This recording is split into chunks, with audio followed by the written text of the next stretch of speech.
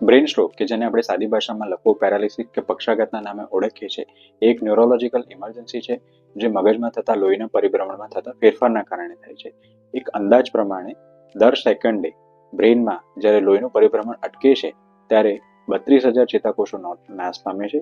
એટલે કે દર મિનિટે લગભગ 2 મિલિયન એટલે કે 20 લાખ ચેતાકોષો નાશ પામે છે. એટલે જ કહેવાય છે ટાઈમ ઇઝ બ્રેઇન.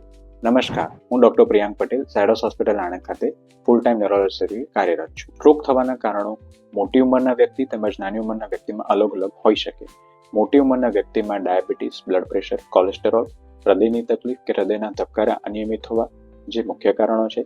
આજકાલ નાની ઉંમરના વ્યક્તિમાં પણ સ્ટ્રોકનું પ્રમાણ વધી રહ્યું છે, જેના મુખ્ય કારણોમાં ફેમિલી હિસ્ટ્રી તેમજ લોહી કંઠાવાની તેમજ ધમનીના દિવાલની અમુક જેનેટિક કન્ડિશન્સ, મગજને લગતા ઇન્ફેક્શન, વ્યસન, બેઠાડું જીવન તેમજ તાજેતરમાં નવું ઉમેરાયેલું પરિબળ હવાનું પ્રદૂષણ જેવા કારણો મુખ્ય છે.